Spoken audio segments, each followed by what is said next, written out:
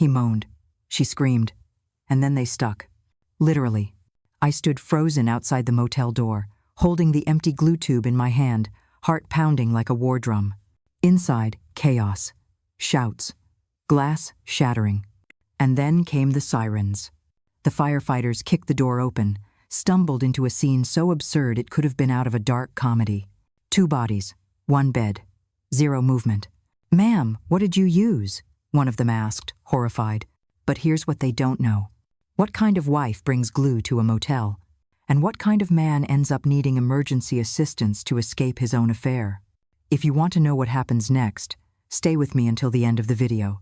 And if you still believe deep in your heart that God is always watching over you, silently arranging everything, then right now, leave a comment saying AMEN below this video. Because who knows, at the very moment you write those words, a blessing may quietly enter your life. I still remember the night when everything began to crumble. It was late September of 2021 in San Antonio, and the air carried that faint chill that comes when summer finally loosens its grip.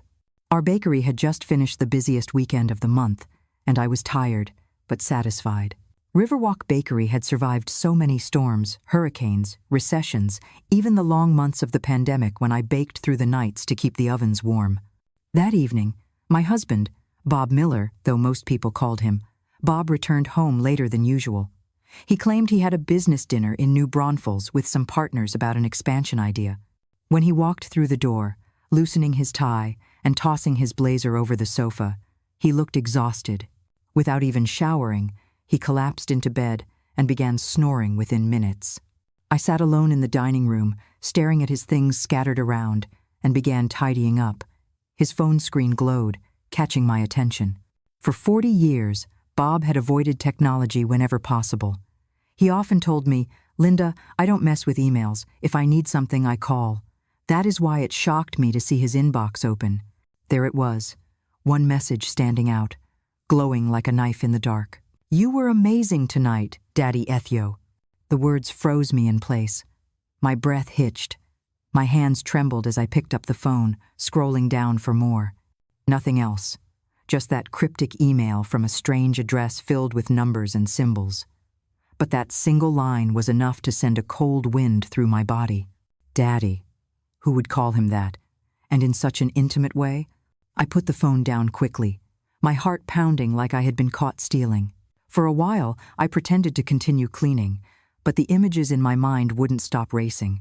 Later, when I gathered his dirty clothes for the laundry, I found a crumpled receipt in his pants pocket. It was from a restaurant in Austin, not New Braunfels as he had claimed. The receipt showed 2 entrees, a fine bottle of wine, and desserts. I couldn't remember the last time Bob had taken me to a dinner like that. Maybe 10 years earlier, when I opened our second bakery store. I snapped a picture of the receipt with my phone. My instincts, sharpened over decades of running a business, told me something was terribly wrong. Still restless, I went down to the garage where Bob's old car sat, smelling faintly of gasoline. With a small flashlight, I searched through the compartments.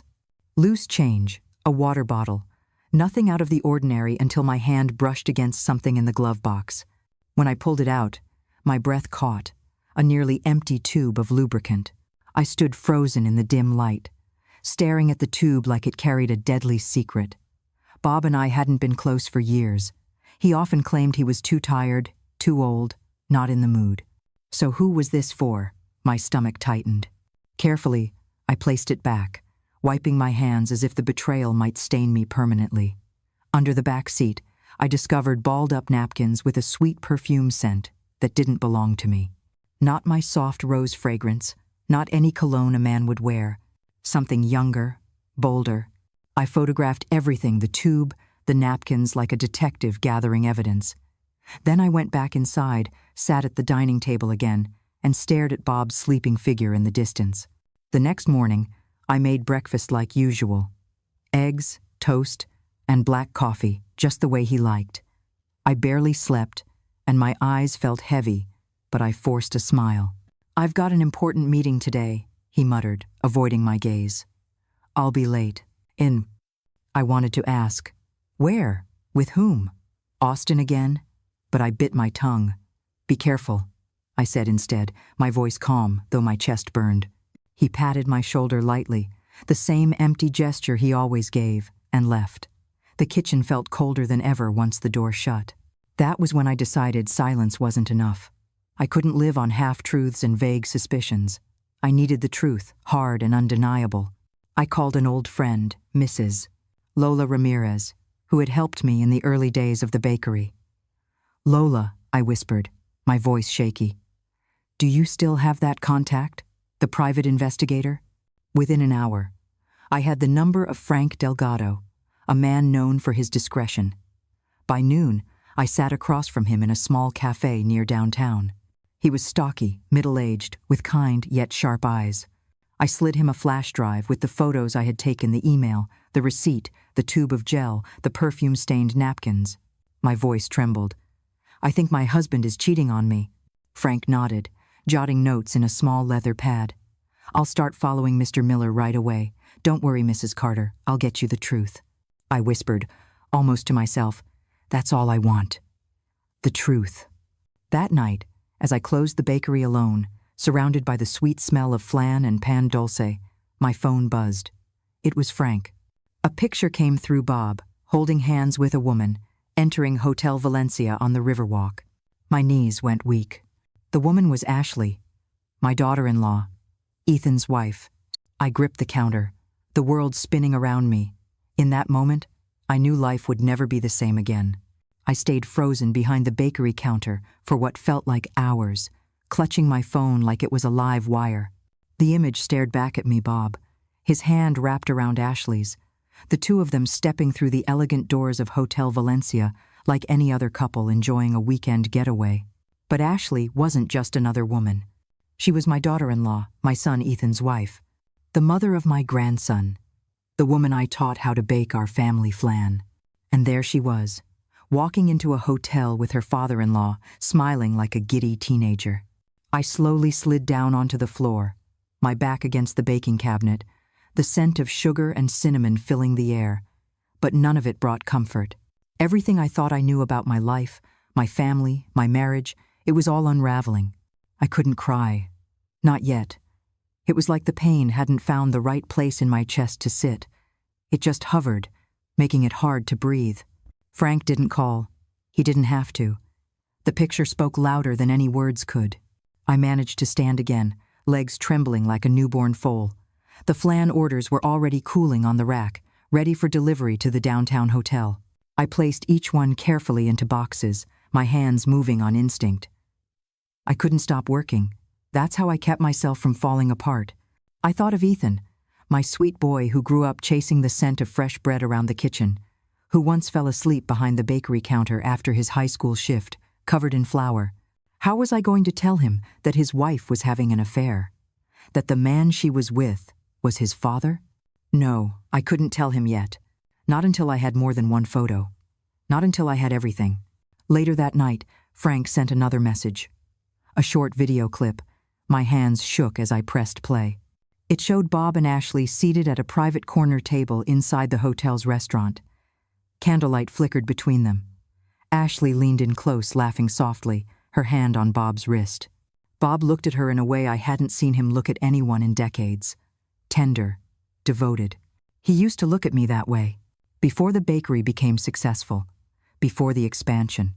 Before he started saying things like, "You're married to the oven now, Linda." I remembered those words like a slap. The next day, I pretended everything was normal. I packed lunch for Bob, made small talk while he read the morning news. He mentioned another late meeting. I just smiled and nodded. But inside, I was already burning. By the time Bob left the house, Frank had sent a new batch of evidence. More photos, more videos. Bob and Ashley entering an office building downtown. A quick reverse search told me it was a law firm specialized in small business contracts. In one picture, Ashley held a thick folder. In another, Bob was adjusting his tie, looking far too polished for a casual visit. Frank's text came seconds later. "Looks like they're preparing legal documents." I heard her say something about removing her from the picture. "I'll get audio next." Hell. That night, after Bob went to sleep, I opened the laptop and checked every document I had. Contracts, ownership deeds. I even reviewed our bakery's lease agreement. That bakery was mine. Built from scratch, every flour-specked countertop, every custom oven. But I knew Bob had access to our files. He could have tried to manipulate things while pretending to help with paperwork. So I called my lawyer the next morning, Karen Lopez, a no-nonsense woman I trusted with my life. We met in secret at a coffee shop near Alamo Heights. I showed her the emails, photos, and everything Frank had gathered. She didn't look shocked, only angry. "He can't touch your ownership unless you sign a specific power of attorney," she explained. "It has to be notarized. Any chance he's pushing you to sign something soon?" I nodded slowly. "He mentioned some documents coming next week. Business stuff, said it was too complicated for me to understand." Karen's eyes narrowed. "Don't sign anything. Let me review it first. And keep Frank on this. If there's a notary involved, we need a name." That night, I received a recording. Frank had done it. He'd planted a small audio bug near the conference room door of that same law office. The voices were faint, but clear enough. "Ashley, Dad, we need her signature before Hale backs out. Once we've got the transfer, he'll push the expansion and we'll be set. She's too soft. She won't fight." "Dad."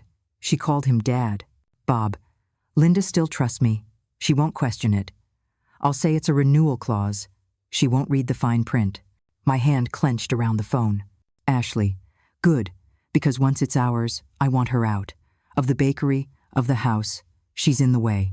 Frank ended the recording with a note. "Also, I've identified the notary. Carl Benson. Works with Hale. I'll dig deeper." There it was. The name Hale. A developer. Greedy. Ruthless. He'd been trying to buy up properties near Riverwalk for months. Bob wasn't just cheating.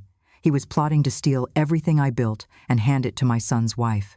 That night, I didn't sleep. I didn't cry.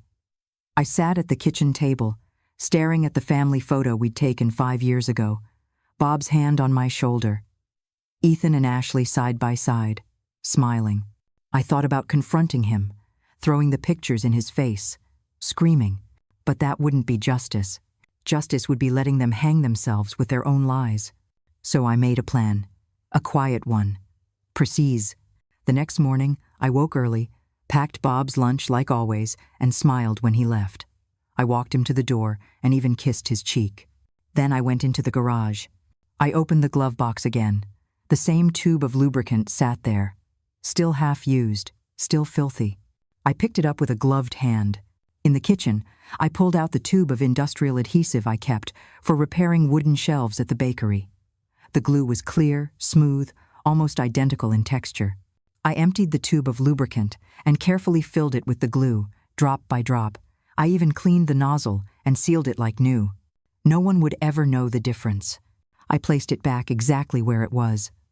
Then I went to work, humming softly to myself as I kneaded dough and checked orders. Justice was coming, and it was going to hurt. I didn't tell a soul what I had done. Not Frank, not Karen, not even Lola. No one needed to know that I had swapped the lubricant for industrial glue. That was my cross to bear. My little revenge for the lies whispered in dark hotel rooms and the hands held under candlelight that should have never met. In the days that followed, I watched Bob closely. He started acting lighter, as if a weight had lifted off his chest. He hummed while shaving, tapped his fingers on the steering wheel, and even made small talk over breakfast, which was rare for him. I knew what it meant. He was preparing for the kill. Ashley stopped coming by the bakery. Not that she ever helped much, but she used to show up once a week smiling, checking on Ethan's orders, making comments about modernizing the business. Now, she stayed away, probably afraid I'd see through her act. Frank continued sending photos and updates. Ashley and Bob were meeting more frequently. In parks, in cars, at a rental property on the south side. Once, they even visited a notary office together. He followed them as they met Gregory Hale outside a trendy bar near the Pearl District. Frank sent me the pictures Hale in a tailored suit, smug and lean, handing Ashley a manila folder. I could almost feel the heat of their ambition through the screen. Then came the message I was waiting for. They plan to finalize documents tomorrow morning. Bob told Ashley you'll be out all day. She's coming over to your house. Be ready. Ready?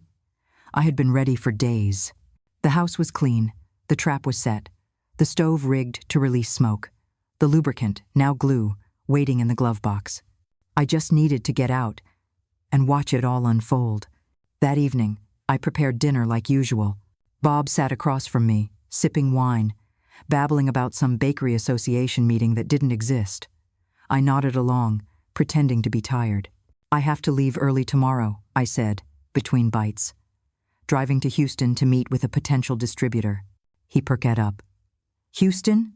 You're staying overnight? Just a day trip. I smiled. I'll be back late. Don't wait up. His eyes gleamed just slightly. That was all I needed to see. The next morning, I wore my old travel coat and slung a large tote bag over my shoulder. I gently shook Bob awake around 6 a.m. I'm heading out now, I whispered. Call me if you need anything. He grumbled, half asleep. Good luck. I kissed his forehead. One last time. Instead of driving to Houston, I walked across the street to Lola's house. She opened the door in her robe, eyes wide. Linda, I need to use your window, I said calmly. Just for a while. Lola didn't ask questions. She simply stepped aside and led me to her small guest room, where the window offered a perfect view of my front porch. I sat with a cup of coffee, my eyes fixed on the door. The sunlight filtered through the lace curtains, and for a moment, I felt strangely serene. By 10:05 a.m., a black sedan pulled up. Ashley stepped out, wearing oversized sunglasses and a breezy sundress covered in pale yellow flowers. She looked like a woman on vacation. She rang the bell. Bob opened the door, peeking out like a teenager sneaking a girlfriend into his parents' house. They disappeared inside. Lola sat down beside me. You want me to start recording? She asked, holding her phone up. Not yet, I whispered. The audio feed from the bug I'd placed behind the headboard crackled to life in my earphones. I heard their voices. Laughter. Bob saying, We've got the house to ourselves now, sweetheart. Ashley giggled. About time. That old woman's always in the way. End quote. I flinched, but didn't look away from the window. Then, I heard the bed creak. A few moments passed, and then a scream. Ashley. Bob, what is this? I can't move, I'm stuck. Bob. Shh, quiet. Let me. Oh God, I can't pull away either. I reached into my coat pocket and pulled the fishing line that ran through my jacket and attached to a weighted mug on the floor. I yanked it. In my kitchen, the string pulled a hidden lighter, which lit the burner under a pan filled with oil and damp paper towels. It caught fast. The smoke rose, curling in thick black waves up toward the open kitchen window. Within 2 minutes, the smoke alarms in the neighborhood were screeching. Lola's phone buzzed. Don Miguel just texted he sees smoke coming out of your kitchen window. Good. Within 5 minutes, a neighbor was banging on the bakery door across the street. Call 911. Linda's house is on fire. I sipped my coffee. Showtime. At 10:21 a.m., the sirens wailed down the street. A bright red San Antonio fire truck pulled up, lights flashing. And there, jumping down from the front seat, was Ethan, my son, in full firefighter gear. He barked orders to his crew, shouting, Clear the front! Force entry! There may be someone inside! Lola gripped my arm. Linda, are you sure about this? But I couldn't speak. My throat was too tight. My eyes were locked on Ethan as he took the battering ram to the front door. They rushed inside. The smoke wasn't thick enough to cause danger, but it was convincing enough to bring full response protocol. Then I heard it on the audio feed. Ashley screaming, Bob yelling, and Ethan's voice stunned. What the hell? Another firefighter said, Captain, you better come look at this. Silence. Then Ethan again. Oh my God. Dad? Lola pressed record. She aimed her phone through the curtain just as the firefighters carried 2 figures wrapped in bedsheets onto stretchers. Neighbors gathered, whispering, gasping, shouting. Someone yelled, That's Ashley. Isn't she Ethan's wife? Another, louder. That's Bob Miller, Linda's husband. Oh my God, they're glued together. I stood. I walked to the door. Lola didn't stop me. I crossed the street just as Ethan emerged from the house, pale, drenched in sweat, mask hanging around his neck. He saw me. His eyes searched my face. "Mom, you weren't in there. Thank God. But," I touched his arm gently, "we'll talk later." Then I turned toward the gathering crowd. I didn't say a word. I didn't have to. The truth had revealed itself. And I was still standing. The hospital smelled like antiseptic and overripe flowers, the kind of scent that never quite left you once you breathed it in. I sat in the corridor outside room 318, clutching my tote bag, feet tapping against the cold tile floor. The events of the morning played over and over in my head. Smoke, sirens, stretchers. And Ethan, the way he looked at me when he realized what was happening. Not with anger, not even confusion, just devastation. The nurse passed by again, young, kind-eyed. She offered a sympathetic smile, like I was just another wife at the end of her rope. I returned the smile with a tight nod. She didn't know the half of it. Inside the room, Bob and Ashley were being treated for superficial skin injuries, mostly irritation and friction burns. The glue hadn't damaged anything permanently, except maybe their pride. They were separated now, lying in opposite beds, heads turned away from each other. I had insisted on separate care. "Mrs. Carter," the doctor said, approaching me with a clipboard. "They're stable, just some discomfort. We gave them topical ointment for the burns. They'll be fine in a few days." I forced my voice to sound concerned. "Thank God. You can visit them now, one at a time." I nodded, standing with the tote bag slung over my shoulder like any dutiful wife. I walked into Bob's room first. He looked older somehow, his usually ruddy face pale, his eyes bloodshot. He opened his mouth as I entered, but I raised a hand before he could speak. "No," I said quietly. "Don't say a word. Not yet." End quote. I walked over to the bedside table and pulled out 2 tubes of ointment. Switched them for the ones the nurse had left earlier. Mine looked identical, same labels, same caps. Except the contents were different. One was filled with spicy mustard, the other with a soothing lotion. Just not for them. "Linda," Bob whispered, watching me. "Please." I turned to face him. 40 years. I gave you 40 years. And this is what you do? With her? His mouth opened again, but nothing came out.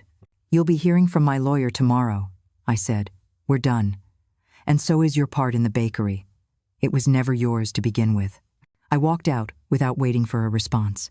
In the next room, Ashley lay curled on her side, face turned toward the wall. Her voice was barely audible. "Mrs. Carter." "Don't," I said. She turned slowly, mascara streaks down her cheeks, her face blotchy from the glue and the humiliation. It wasn't supposed to go this far. I was confused. "And no, you weren't." I set the tube of mustard on her table, smiling. "You knew exactly what you were doing." "I love him," she blurted. "Then you deserve each other." When I walked back into the hallway, Ethan was standing there. He looked like he hadn't moved since the fire. His gear was gone now, replaced with jeans and a gray hoodie, but his face hadn't changed. He didn't look at me, just stared at the wall. "Ethan, why didn't you tell me?" His voice was hollow. "I needed proof," I said gently. "You deserved the truth. Not rumors, not guesses." He nodded slowly, still not looking at me. "Did you know? How long?" "A week. Maybe a little more." He finally turned his eyes to me. "And you? You planned all this?" "I planned justice," I said. "Not for revenge, for survival. For you." His jaw tightened. They didn't even care. Not when we walked in, not when we pulled them off the bed. They just yelled at each other like teenagers caught at prom. End of dot. I stepped closer. "I'm sorry, Ethan. I'm sorry it had to happen this way. But I couldn't let them ruin what we built." He nodded again, slower this time. "I'm moving out, of the house. I don't want to see her again." "You'll stay with me," I said. "As long as you need." That night, Ethan moved into the guest room of my house. He didn't bring much, just a duffel bag, his work boots, and his uniform. He barely spoke over dinner. I made flan, hoping it might comfort him, but he didn't touch it. The next day, my lawyer Karen came over with a thick folder. Inside were the divorce papers, a restraining order against Bob for attempting fraudulent transfer of business assets, and a cease and desist letter for Gregory Hale. I signed each page carefully. My hands didn't shake. Frank found the link between Bob, Ashley, and Hale, Karen said. There are emails, contracts drafted but not signed, and bank activity. Enough to raise flags with the city's Small Business Bureau, and we have the notary, Carl Benson, on tape acknowledging his part in the forgery. Will he flip on them? I asked. Karen smiled. He already did. By the end of the week, the story had gone viral. Lola's video, complete with smoke, firefighters, and the infamous stretchers, had been shared over 70,000 times. Local news picked it up. A story titled, Flan and Fire, Family Bakery, Caught in Scandal. I became something of a local legend, not by choice. I didn't bask in the attention, but I did notice more people coming into the bakery, more hang-in-there cards slipped between loaves of bread. A mural even went up in the alley behind the shop, my face painted in bold strokes with the words, "She rose from the ashes." Bob moved out. I didn't ask where. Ashley resigned from her job and disappeared. Gregory Hale was under investigation. And Ethan? He kept coming home. He fixed the leaky faucet in the bakery's kitchen. He changed the sign outside to a fresh coat of paint. He didn't talk much, but his presence was steady. "Mom," he said one evening, as we sat watching the sun set behind the bakery's delivery van, "I'm sorry I didn't see it." "You weren't supposed to," I replied. "That was my job. I loved her," he said quietly. "I know. But she called him Dad. And..." I looked at him then, really looked. His face was still the same, but there were lines there now, the kind that come from heartbreak. He turned to me. "How do you move on from this?" I thought about it for a long moment. Then I said, "One batch of dough at a time." The bakery had never smelled sweeter. Maybe it was just me, my senses clearer now, sharper. Or maybe it was the vanilla beans I started using again, the ones I used to save only for special orders. Either way, something had changed. We were busy, busier than ever. Since the story broke, customers poured in like bees to honey. Some came out of curiosity, wanting to peek at the woman who'd taken down a cheating husband and his gold-digging daughter-in-law. But others came with kindness. They brought flowers, pies, cards, and words that lingered longer than the scent of fresh flan. "You're an inspiration, Miss Carter. You reminded us that good women don't go down quietly." End of 6. My mama would have loved you. And yet, I didn't feel proud. Not yet. There was still unfinished business. Gregory Hale hadn't backed off. Frank had tracked him to a closed-door meeting with 2 city planners, men who controlled permits for the Riverwalk district. Bob hadn't shown his face in days, but I knew he was still pulling strings in the background. Karen came by the bakery late one afternoon with an update. She carried a satchel of legal folders, and her boots clicked sharply on the tile as she walked. "They're trying to fast-track a new zoning permit," she said, dropping a stack of documents on my kitchen table. "Hale wants to buy out every small bakery between here and Navarro Street. Yours is the anchor tenant. If you're out of the way, the rest will fold like dominoes." I stared at the forms, blueprints, proposals, emails between Bob and Hale. One even had Ashley's name listed as a marketing consultant. "I'm not going anywhere," I said, steady. Karen nodded. "Good, because we have just enough to force a hearing with the zoning commission. But we'll need community support, testimonies, signatures. You up for that?" I didn't hesitate. Yes. That week, Ethan helped me hang flyers around the neighborhood. Save Riverwalk Bakery. Lola organized a petition drive at her church. Customers wrote testimonials, longhand letters, describing what our bakery meant to them. Mrs. Gutierrez, who had bought conchas from me every Sunday since 1998, stood on the corner near the library, passing out buttons with my face on them. Frank provided the audio files, the photos, the financial trails. He even managed to dig up Bob's signature on a proposed lease handoff, an illegal move, since he was no longer a business partner. Karen compiled everything into a binder so thick it could have doubled as a stepping stool. "You're going to take the floor at the hearing," she said. "Be direct, be honest, but let them see what you've built. Not just the business, the legacy." I nodded. though my palms were already starting to sweat. I could speak in front of hundreds of customers, host holiday events, run logistics in my sleep. But this was public defense. This was battle. The day of the hearing, I wore my best blouse, the navy one with pearl buttons. I braided my hair like my mother used to when I was a little girl in Laredo, and I carried a photo of Ethan as a boy, asleep behind the bakery counter, flour dusting his nose. The city chamber was full, cameras, reporters. Bob was there, sitting next to Gregory Hale, both of them looking stiff and overconfident in matching gray suits. Ashley didn't show. Good. When it was my turn, I stepped up to the microphone, my binder clutched in both hands. I could feel my heartbeat in my ears. But then I looked out at the crowd, at Ethan, sitting in the front row, at Lola, at Mrs. Gutierrez, at the teenage girl from the cafe down the street holding a Linda for Mayor sign, and suddenly, I felt calm. My name is Linda Carter, I began, voice steady. I built Riverwalk Bakery from nothing, from one oven and a 10-pound bag of flour. For over 40 years, I've served this community with honesty and hard work. What I didn't expect was to be betrayed by my own husband and my daughter-in-law. They didn't just betray me. They tried to steal from this community, from every small business owner like me. But we're not going quietly. This isn't just a building. It's our home, our history, our fight. I paused, letting the silence sit heavy. Then, Karen approached the commissioners with the binder. Exhibits A through H, she announced. Emails, audio, financial records, all documenting the coordinated attempt to fraudulently transfer Riverwalk Bakery from Linda Carter to Gregory Hale's holding company. The commissioner at the center, a graying man with heavy glasses, looked up. Mr. Hale, do you wish to respond? Gregory stood slowly, adjusted his tie, and tried to flash a charming smile. Let's not get carried away, he said. This was a simple business opportunity, nothing more. Mrs. Carter misunderstood a series of proposals. Karen didn't blink. Proposals that involved bribery, forgery, and sexual misconduct within the applicant's household. Gasps rippled through the room. One reporter dropped their pen. Bob's face turned white. I think we need a recess, Bob stammered, but the commissioner raised his hand. No, I think we've seen enough. He flipped through the binder, frowning.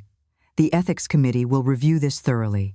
Until then, the application to rezone the Riverwalk District is denied. The chamber exploded in applause. People stood, clapped, cheered. Bob slunk down in his chair. Hale stared at the wall.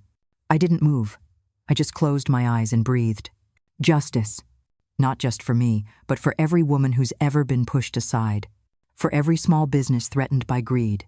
For every mother who protected her child, even when it shattered her. When I stepped down, Ethan met me at the aisle. He didn't say a word, just hugged me. Tight. Lola ran up behind us, waving her phone. You're already trending. I don't even know what that means, I said, smiling. It means, she said, grinning, you won. The day after the hearing, the bakery was busier than it had ever been. People lined up around the corner before sunrise. Some holding signs, others just looking for something warm and sweet to soften the bitterness of the world. I stood behind the counter in my apron, hands dusted with flour, smiling at faces I didn't even recognize. Tourists, students, couples, grandmothers, young men in suits, and they all wanted one thing, a piece of the story, a slice of flan, a loaf of sweet bread, a moment to shake my hand.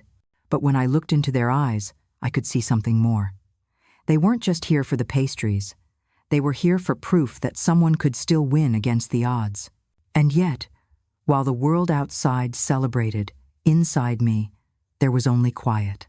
Not sadness, not joy, just a silence that stretched out like the cooling ovens at midnight. Justice had been served. Gregory Hale's permits were revoked. Bob was under investigation for fraudulent intent, and Ashley had lost her position at the real estate firm that once funded her ambitions. But justice isn't peace. Justice is an ending. Peace is what comes after. And I wasn't there yet. That evening, Ethan and I sat at the kitchen table in silence. He was peeling an orange, methodically, as if it were a job that required complete concentration. I was folding order receipts, hands moving without thought. The radio hummed in the background, soft country music, the kind his father used to hate. Finally, Ethan spoke. "Do you think I should call her?" My hand stopped. I looked up. "Ashley?" He nodded, not meeting my eyes. "Not to forgive her, just to, I don't know, understand." I thought for a moment. Then I said, "If you think it'll help you sleep, then yes. But don't expect answers. People like her, they don't explain. They excuse." He nodded again, slower. "She used to talk about opening a bakery with me," he said, almost laughing. "Said we should go modern, bring in social media, influencers. I thought she loved the tradition. Turns out she just loved the brand." I reached across the table and touched his wrist. "You loved her, Ethan. That's nothing to be ashamed of." He looked at me then, his eyes red but dry. "You still love Dad?" That question struck harder than I expected. I sat back, looked out the window. The bakery lights glowed across the yard, casting long shadows on the grass. "I don't know," I said truthfully. "I loved the man I married, the one who stayed up with me baking until 3 in the morning, the one who sang to you in Spanish when you had nightmares. That man is gone. Maybe he left a long time ago. Maybe I just kept loving a memory." Ethan wiped his hands with a napkin and stood. He kissed the top of my head. "You're stronger than anyone I know." "I'm not strong," I said. "I'm just too tired to fall apart." That weekend, I attended Mass for the first time in months. Our little parish church was tucked between 2 old buildings, its white steeple barely taller than the convenience store beside it. But inside, the stained glass windows glowed with color and warmth. I sat in the back pew, alone. When the choir began to sing, something inside me broke. Not in pain, in release. Tears came, quietly. Not the kind that shake your shoulders, but the kind that cleanse. A woman from the community, Isabel, I think her name was, came to sit beside me. She didn't say anything, just held my hand through the final hymn. It was the first moment I felt peace. Not because everything was okay, but because I had survived. In the weeks that followed, Ethan settled into a rhythm. He moved his things into the guest room permanently, helped me with inventory, repaired the mixer in the back that had been broken for years. He started talking more, mostly about work fires, rescue drills, the new team medic. But he also started laughing again. One night, while we were restocking sugar in the back room, he picked up a spoon of cinnamon and said, "Remember when I tried to sneak this into Dad's chili?" I burst out laughing. He thought it was sabotage. "He made me eat the whole bowl," Ethan said, chuckling. "Worst punishment ever." We laughed until we cried. Not from pain, from memory. And that was when I realized we were healing. I began doing something I hadn't done in decades. I took time for myself. I joined a cooking club at the community center, filled with women my age, who wore aprons like armor and shared recipes like secrets. We laughed over Flan disasters and debated whether tortillas should be flipped with fingers or tongs. I brought in my famous vanilla tres leche, and they begged for the recipe. I said no, of course. Some things must remain sacred, but I taught them how to make the caramel just right. And that was enough. I also started walking every morning with Lola, around the neighborhood, past the playground where Ethan once broke his arm falling off the monkey bars. She told me about her grandkids. I told her about my plans to repaint the bakery walls. It was simple and beautiful. One afternoon, as I was closing the register, a man entered the bakery. He looked around, a bit sheepish. Late 40s, jeans, and a worn blazer. "I'm sorry," he said, stepping closer. "Are you Linda Carter?" "Yes," I replied, cautious. He pulled something from his pocket. A small card. A badge. "I work with the ethics board for the city," he said. "We've reviewed your case. The community response was overwhelming. We'd like to invite you to speak at the Small Business Summit next month. End of." "Me?" I blinked. "Why?" "Because," he said, smiling, "people need to hear what resilience looks like." That night, I wrote a letter. Not to send, just to let go. "Dear Bob, I don't know if you're sorry. I don't know if you even understand what you destroyed. But I forgive you. Not for you. For me.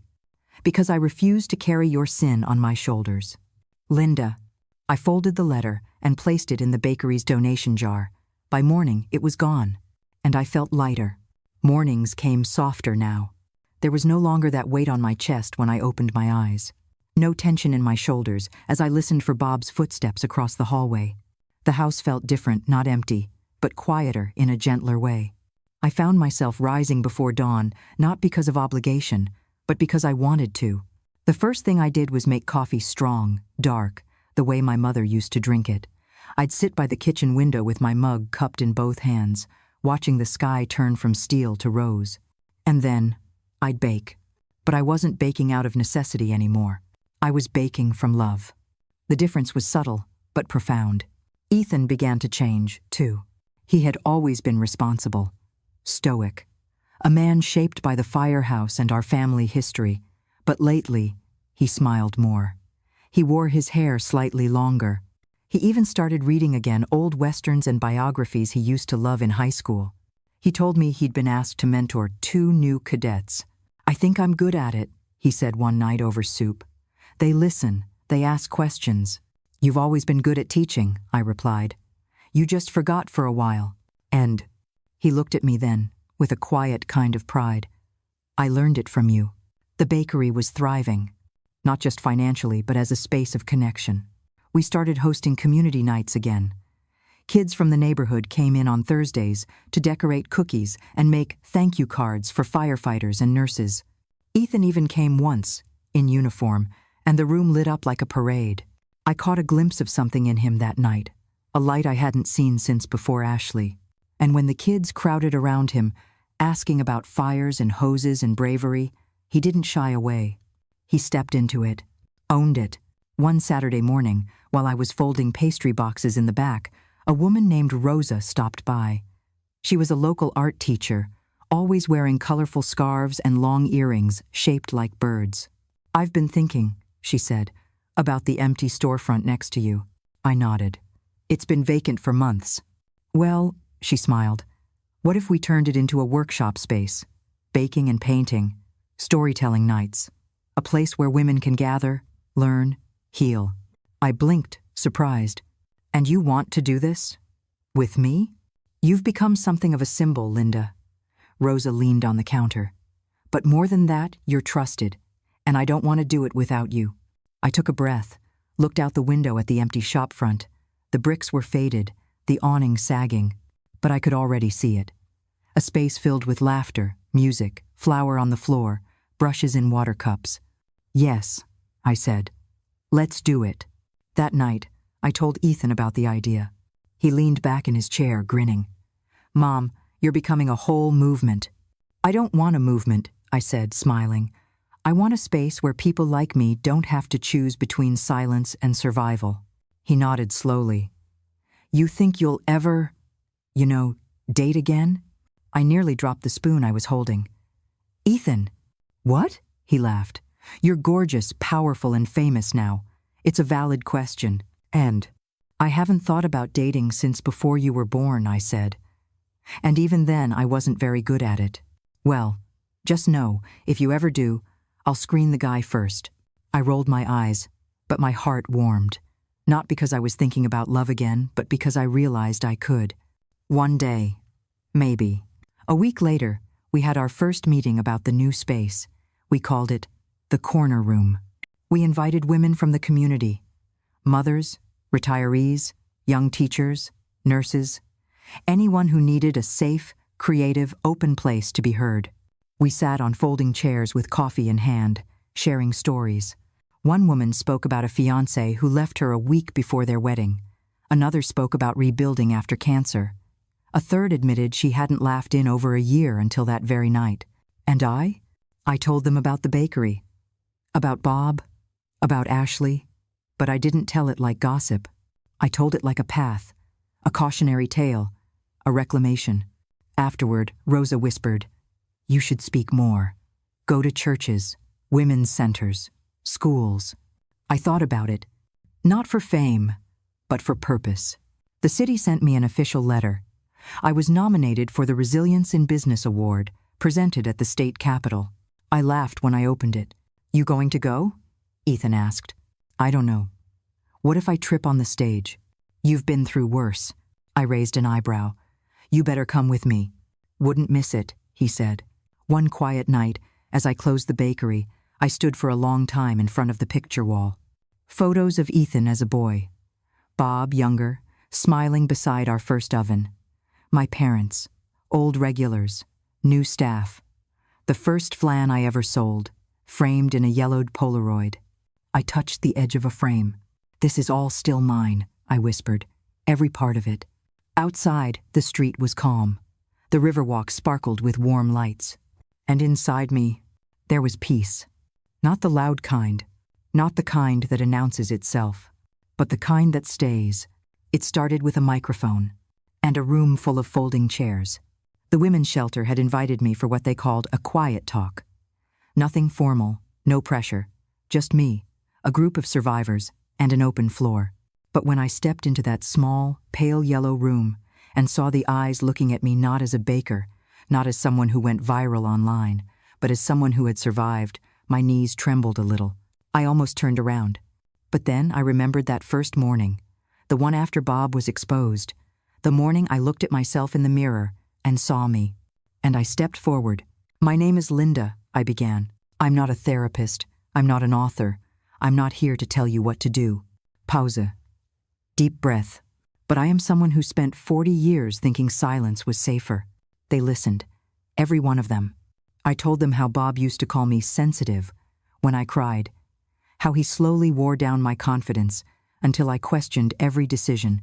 How I stayed not because I was weak, but because I didn't know there was another way. And then I told them about the bakery, the sabotage, the detective, the gel. They laughed in that broken way that survivors laugh, not because it's funny, but because it feels good to hear someone say out loud what most people whisper. After the talk, a young woman approached me. She couldn't have been older than 25. Her hands trembled as she offered me a folded napkin. I drew this while you spoke, she said. I haven't drawn in years. On the napkin was a sketch of a woman holding a loaf of bread like a baby. Her eyes were closed, peaceful, her hair wild like a flame. I kept that napkin, pressed it between pages of my planner. That drawing reminded me why I spoke, why I had to. Soon, the invitations came in waves. Church groups, women's centers, high schools. Everyone wanted the story, but I didn't give them a scandal. I gave them truth. I told them that betrayal wasn't always loud, that monsters sometimes had gentle hands, that sometimes the one who hurt you also slept beside you, and not every wound bruised the skin. I didn't speak for pity. I spoke for clarity. And every time I stepped off a stage, at least one person grabbed my hand and whispered, "Me too." And I'd whisper back, "You're not alone."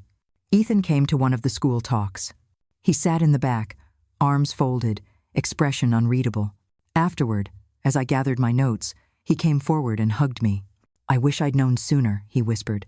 "You weren't supposed to know," I said. "You were just a boy." He nodded, then asked, "Do you think Ashley ever loved me?" I didn't lie. I didn't sugarcoat. "I think she loved herself more," I said. "But that doesn't mean you're unlovable." A week later, Ethan came home with an idea. "I want to start a workshop," he said, "for young boys." I looked up from kneading dough. "Like a class?" "Sort of," he said. "About emotional strength, about speaking up, about what it means to be a man without hurting others." I stared at him, flour on my hands, heart swelling. "That's beautiful," I said. "I don't want to be Bob," he murmured. "And I don't want the next generation to be either." So we did it. He called it the Ember Project, a place for teenage boys, sons of single moms, boys from group homes, kids who'd never been told it's okay to cry. Ethan taught them CPR, discipline, and respect, but also how to journal, how to apologize, how to ask for help. And the bakery funded it. Every Wednesday, they met in the back room after hours. I baked cookies. Rosa painted murals with them. Ethan spoke like a leader because he was one now. One evening, Ethan brought home a box. "What's this?" I asked. He lifted the lid. Inside were letters, dozens of them, from boys who'd been in the Ember Project. Some signed, some anonymous. One read, "Before this, I thought anger was normal. Now I know it's not strength." Another said, "I didn't know grown men could cry. But when Ethan told us about you, I realized maybe my mom's a hero too." I read them all. My hands trembled. "Do you think Bob would be proud of this?" Ethan asked. "No," I said quietly. "And that's exactly why you should be proud." That night, I sat alone with a cup of chamomile tea, watching the bakery's lights flicker off. We'd just hired 2 new part-time staff. The business was steady. Ethan was thriving. And I was healing, piece by piece. Not because I forgot, but because I remembered and refused to let that memory define me. Outside, the air smelled of cinnamon and rain. I walked to the corner room and ran my fingers along the windowsill. The women inside were painting. One was playing soft guitar. Another was writing poetry on the wall in chalk. This was what we built, from ruin, from smoke and betrayal, from truth. And I knew, in that moment, that I would never go back to silence. Not again. Not ever. It came in a plain, white envelope. No return address. No stamps. Just there. Slipped under the bakery door early one morning. At first, I thought it was a bill. Then I noticed the handwriting. Tight, pressured, mail. I opened it without thinking. The first line made my stomach drop. "Dear Linda, if you're reading this, then I'm already gone." It was Bob's handwriting. I knew it. I would have known it in a blind room, in a storm, in a different life. My breath caught. For a moment, the world spun. He'd died a few months ago, heart attack in prison, I'd been told. I hadn't gone to the funeral. I hadn't cried. But this letter, "I don't expect you to forgive me," it began. Hell, I don't even know if I forgive myself. I sat on the flour-covered stool behind the bakery counter. The oven beeped in the background. I didn't move. You'll probably laugh at the idea of me writing this. After all I did, maybe I have no right. But Linda, there's one thing I couldn't leave unsaid. I kept reading, against my better judgment. It wasn't just Araceli. It wasn't just the bakery. What I did to you, it started long before that. Before Ethan was born. Before the house. My hands shook. I wanted to stop, but I couldn't. There's something I never told you, something about your father. The air turned cold. The oven beeped again. I didn't move. I met him once, the letter continued. Years ago, he came to the house. You weren't there. He begged me to take care of you. Told me you had a light inside you, Linda. Told me not to dim it. I stopped breathing. My father had died when I was young. Or so I was told. But Bob had never mentioned this. I was jealous of him, the letter went on, of how he looked at you in the photos, of how proud he was. I knew I could never be that man. And I guess in my own twisted way, I wanted to erase that part of you. Tears blurred the page. Not for Bob. For me. For the girl I was. For the love I lost. You were always better than me, Linda. Stronger, braver. I saw it in your eyes every morning, and it scared the hell out of me. I folded the letter, placed it in the drawer beneath the cash register. Didn't say a word about it for days. That night I walked to the church. Not to pray, but to scream. I stood alone in the darkened nave, staring at the stained glass window of Mary holding the infant. I hate you, I whispered, not to God. Not to Bob, to the silence, to everything I'd swallowed for years. But then, I added, and I forgive you. Not because he deserved it, but because I did. I told Ethan about the letter. He read it quietly. Didn't speak, just folded it back and handed it to me. What do you want to do with it? He asked. I want to burn it, I said, not out of anger, but because it doesn't belong here anymore. So we did. Behind the bakery, under the stars, Ethan and I lit a small fire. We watched the paper curl, blacken, and disappear into ash. He placed a hand on my shoulder. I'm glad he's gone, he said, but I'm even more glad you're still here. That night, for the first time in months, I slept with the window open. And when I woke, the sun felt warmer. I wasn't haunted anymore. Not by Bob. Not by silence. Not by the past. The letter appeared on a quiet Monday morning, tucked unobtrusively beneath the door to the bakery. A plain white envelope, Nothing remarkable, no return address, no stamp, just my name, written in a handwriting so precise and familiar that, in one instant, the air around me seemed to still. It was Bob's handwriting. I felt it before I even read the name. My heart lurched. My breath stopped. Time crawled on silent legs. I knelt down, picked up the envelope with shaking fingers. My chest tightened as I slid it open, revealing a single sheet of paper, neatly folded. I recognized the weight of his words before I read them, the weight of guilt, regret, confession. Dear Linda, if you are reading this, then I am already gone. I sank onto the stool behind the counter, every muscle taut. Bob had died 6 months ago of a heart attack in prison. I hadn't gone to his funeral. I didn't cry.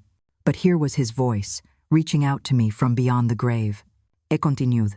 I don't expect you to forgive me. The life I took from you. There's no redemption for what I've done. But there is something I need to say before I face whatever comes next. My hands tightened around the letter. I closed my eyes and took a breath, willing myself to stand steady. It wasn't just about the affair, or the business, or the betrayal of family.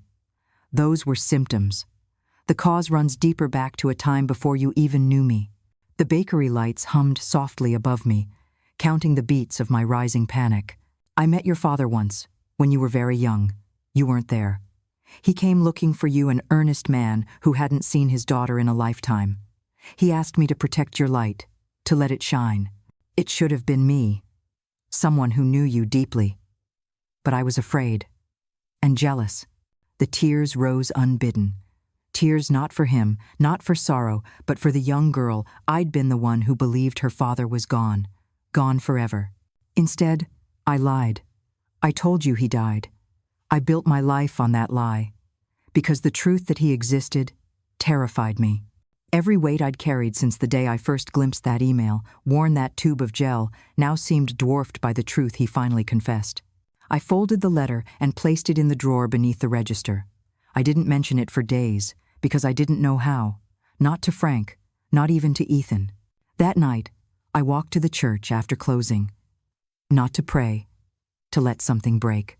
I sat in the darkened nave, stained glass casting colored shadows on the pew, and I whispered not to God, not to Bob. I hated you, but I forgive you for me. The words leaned heavy in the silence. When I returned home, I folded the letter slowly and handed it to Ethan. He read it, line by trembling line. The only sound, the soft rustle of paper and the buzzing street lamp outside. He wrote this before he died, right? He asked. I nodded. What do you want to do? I looked at him, this man who had stood by me through fire, betrayal, and grief. I want to burn it, I said softly, to let it go.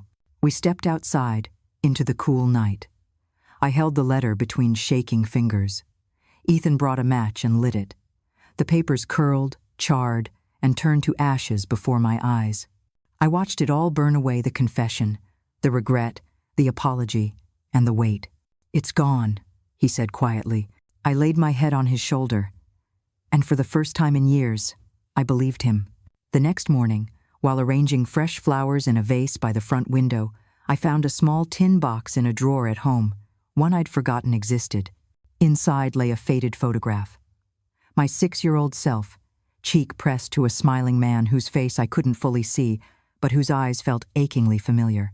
I placed the photo on the shelf behind the counter, beside an oiled glass cloche holding a stack of the bakery's first recipe cards. Underneath, I placed a small note, my father's light, now honored. That day, the bakery brimmed with energy. Friends dropped by with hugs and coffee, unaware of the storm I had just laid to rest. Ethan paused behind me, his hand brushing over the photo. You okay, Mom? I touched the picture gently, feeling both nostalgia and release. More than ever, I answered. I warmed to the realization that this chapter of my life, this deep wound that once threatened to define me, is over. The past may have shaped me, but it will no longer define me. The first Tuesday of the month had always been quiet at the bakery, slow, predictable, almost comforting in its routine. I had just finished icing the last tray of cinnamon rolls when the bell above the front door chimed, and a gust of wind swept in. He wasn't a customer. He didn't even glance at the menu. He just stood there, tall and oddly familiar, holding a small leather satchel, his eyes scanning the room like a man looking for the past. "Linda?" he asked. His voice was gravel and time. It took me a second longer than I'd like to admit before I realized this was my father. Time stopped. My hands, covered in icing sugar, trembled as I reached for the counter for support. "You how?" "I'm sorry to come unannounced," he said quietly. "I've wanted to do this for years, but I didn't know if I still had the right." He looked older than I imagined. His eyes, the same gray-blue as mine, were soft, tired, and full of something I hadn't seen in years' remorse. I motioned for him to sit, unable to find the words. My heart was galloping, my thoughts tangled in memories I had long buried. He sat on the edge of the chair, like someone expecting to be asked to leave at any moment. "I didn't know Bob kept me from you," he said. "I found out only after his obituary mentioned your name. I tried, years ago. But I was told you didn't want to see me, that you had moved on." I swallowed the lump in my throat. "Bob told me you were dead, and—" The words fell heavy between us. He bowed his head, absorbing it like a blow. I should have tried harder. I should have never let it go. Silence stretched between us, until I finally asked, "Why now?" He reached into his satchel and pulled out a worn envelope. "I wrote this to you when you were 12, he said. "I never sent it, but I've carried it ever since. I thought maybe, now, it's time you read it." I took the envelope with trembling hands and opened it. His handwriting was jagged, unsure, but the message was clear. "Linda, I don't know how to be a father. I barely know how to be a man. But if life gives me another chance, I'll spend the rest of it trying to be worthy of you." I didn't cry. Not then. But something inside me shifted a small, fragile seed of possibility. I didn't forgive him on the spot. I didn't let him back into my life all at once. But I did offer him coffee.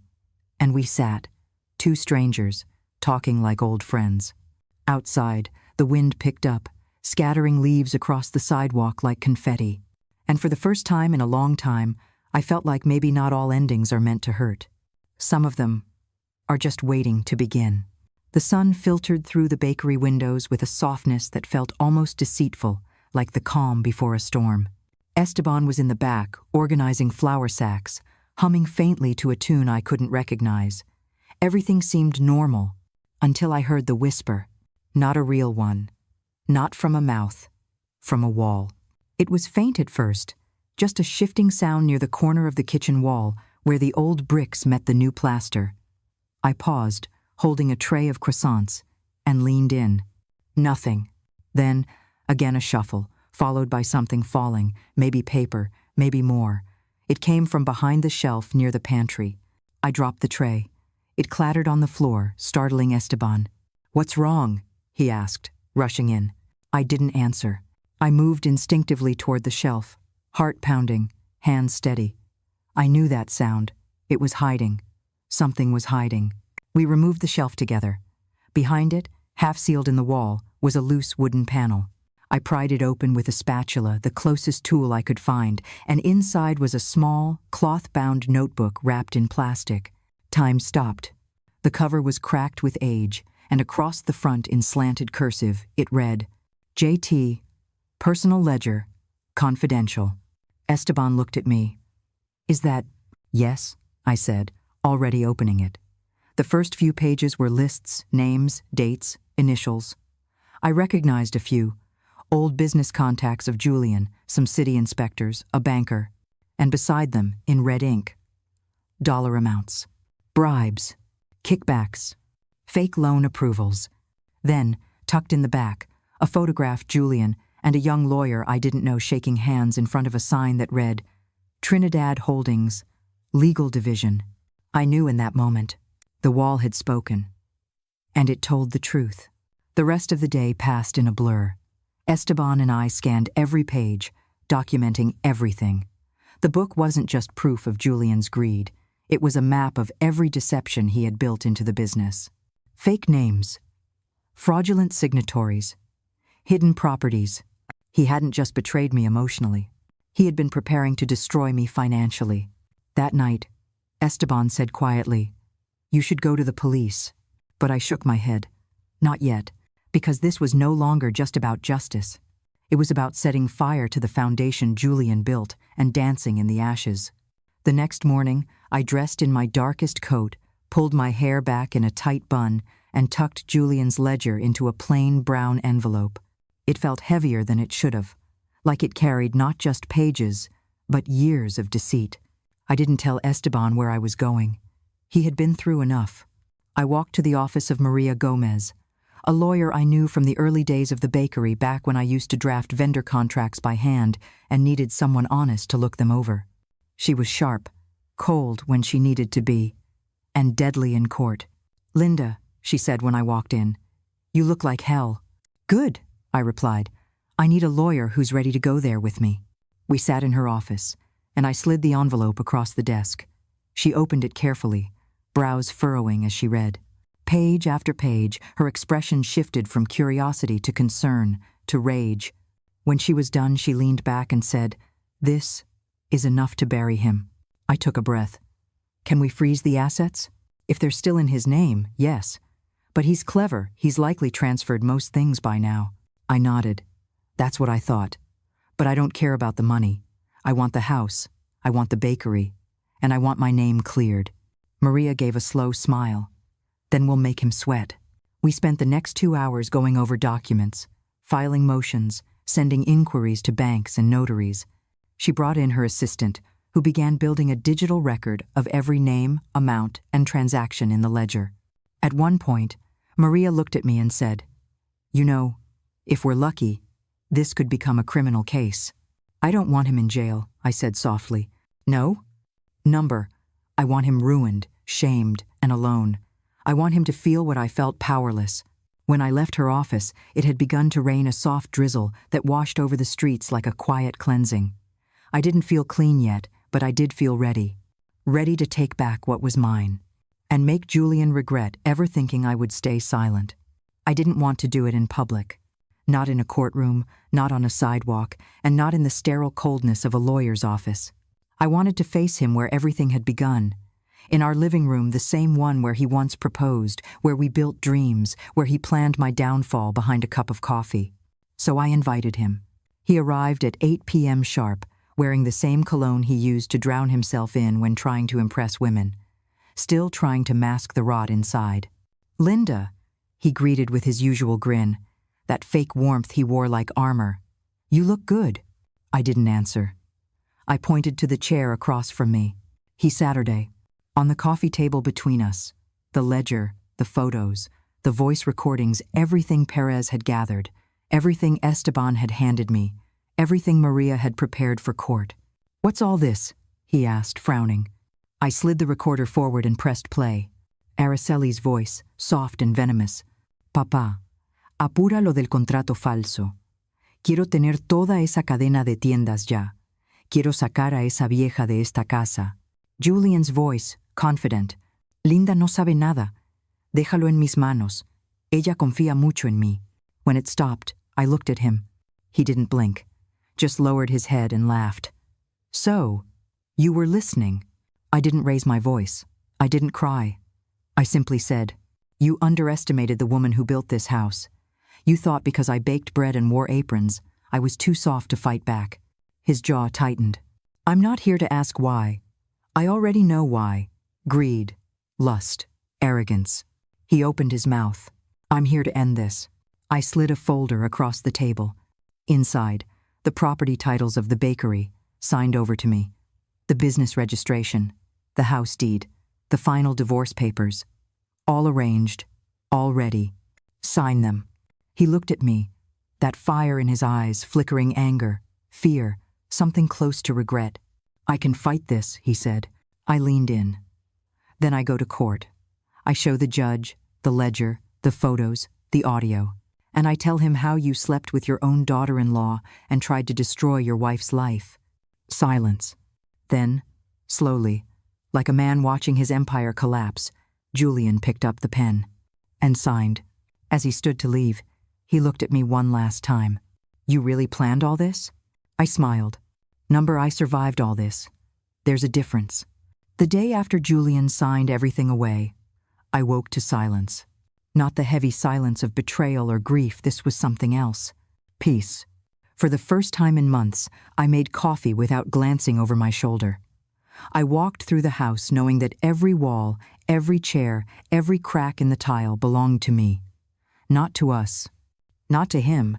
Just me. Esteban came home early that day. He walked in with a folder in hand and a strange look on his face, half tired, half curious.